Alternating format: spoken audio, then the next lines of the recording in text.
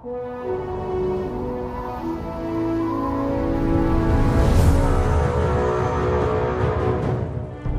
everybody, it's Ziz here, and today we're comparing the features of two upcoming MMOs, Camelot Unchained and Crowfall. They have some key differences, but before we look at those, let's lay the foundation with some similarities.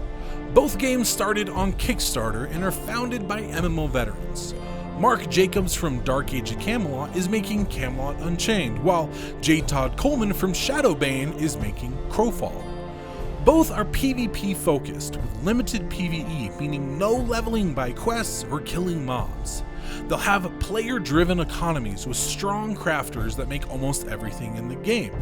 And you'll also be able to build and destroy structures in the world. Long story short, they're both crowdfunded, crafter-driven, PvP-focused, player-built and destroyed MMOs, still in development. Now, let's look at the first key difference, character creation.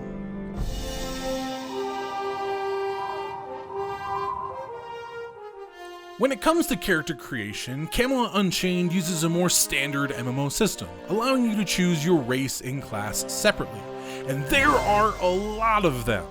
21 races with different racial bonuses, and 30 completely different classes with unique skills and abilities, all planned for launch.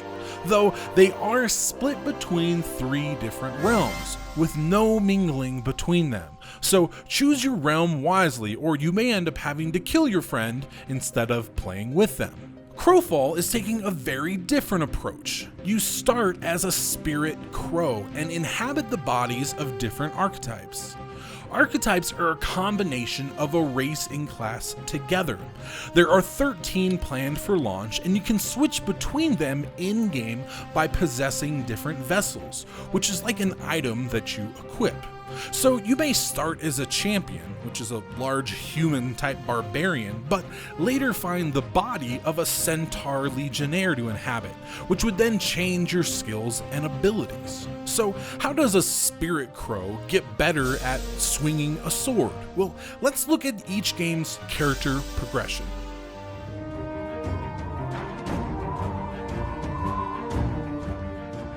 Crowfall is using a passive training system that is account-wide. That means you pick a skill to get better at, like swinging a sword, and over time you increase that skill on all of your characters in real time. So it doesn't matter if you're playing or sleeping, everyone is progressing at a similar rate. With hundreds of options to choose from, you can pick one general skill, like crafting or tracking or basic weapon skills, and also train one archetype specific skill at a time, so you can make your Confessor's Fireball better. If you pay for VIP access, either monthly or in-game from another player, you can train up to 3 different archetypes at the same time. Camelot Unchained is similar to other MMOs, yet completely different. Characters increase in power by actively playing, and as they do, their skills increase. However, skills are more than simply a fireball on your hotbar. Each ability is made up of components unique to each class. For example, you might have the components of fire and ball. Combined together, they make a fireball.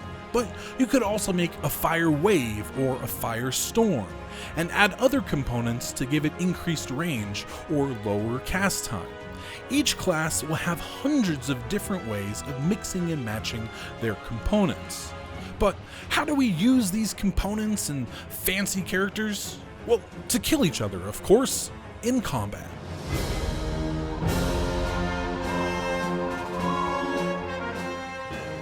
For combat, Camelot Unchained uses a system we know, tab targeting, but adds their own spin on it. Similar to Guild Wars 2 or Elder Scrolls Online, you can target someone to aim at, or just swing freely or launch fireballs at nothing. But in Camelot Unchained, you can also aim for specific body parts, using the component system we just talked about. So you can use that giant two-handed sword to cut somebody's head off. Each body part has its own health bar, so if you see someone trying to take out your legs to cripple you, you can counter them by blocking low, and you'll see that reflected in the in-game animations. Camelot Unchained is also using what they call an air system, which stands for action, interaction, and reaction. This means if you throw a fireball at an ice wall, it makes a steam cloud, which can then be blown over enemies to burn them. Combine all this together and you have a combat system that's anything but standard.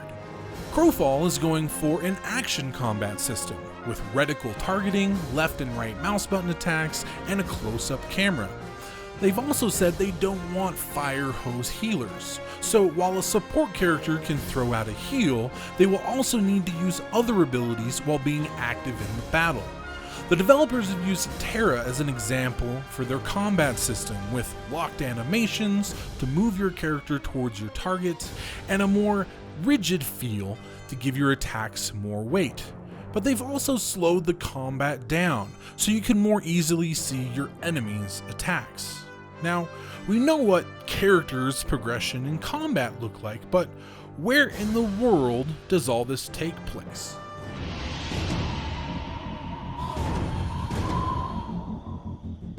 The world of Crowfall will be broken into campaigns, which are massive maps that last 1 to 6 months before being destroyed. Each one will be procedurally generated, giving a new layout and feel each time. Campaigns will have different rule sets between free-for-all, guild vs. guild, 12-faction, and 3-faction warfare. In addition to campaigns, every player will also have their own eternal kingdom. This is a permanent instance that players can build in, transform the land, and give permissions to friends and allies for them to create in as well. You will also be able to transport items between your eternal kingdom and the campaign, depending on the campaign rule set. In Camelot Unchained, we will have more standard servers, where you pick which realm you want to fight for and all of your characters on that server are locked to that realm. The world is permanent, however, not stationary. The map is broken into many large islands that fit together like puzzle pieces. By default, all land masses drift apart, but each realm can use stabilizers to pull pieces together to increase their realm's territory. Or, of course, go into enemy lands and destroy their stabilizers to cause havoc. There is also a massive dungeon called the Depths. This is an evil living entity that tries to kill anyone who enters it.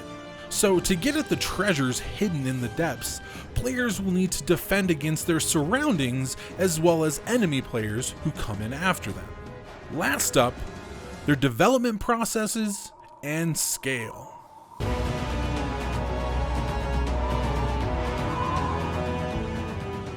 What does the development process have to do with the scale in-game? Well, first let's look at Camelot Unchained. Thus far, they've spent most of their efforts on creating their own game engine, laying the foundation to support the largest battles we've ever seen in an MMO. They've already shown over 600 players and bots running around and throwing spells at each other while maintaining impressive frame rates. They haven't focused on fancy animations or pretty graphics yet, but they've built a foundation that will allow us to play on a scale we've never seen before. Crowfall has a more focused approach. Much of the game has yet to be worked on, but the parts they've developed are in a more polished state. Instead of building their own engine, they're using the Unity engine. And even though it's never been used in a massive scale MMO before, they're confident they can have battles up to 200 players. And because they've used a pre-existing engine, it's allowed them to speed up their development process. They've already added flashier animations and more finalized art assets to specific systems already in the game. Now, of course, there are a lot more things we could talk about. Like, both games have had delays and don't expect to release until next year or the year after. Or the graphics are obviously different. Camelot Unchained has a more realistic approach, and Crowfall is very stylized. Both games speak to a similar audience, those looking for a PvP MMO. However, there are some significant differences that will help sway people one way or the other once they get their hands on them. I see positives in both games and hope they're both fun in their own way. What are your thoughts? leave a comment below, and I'll see you next time.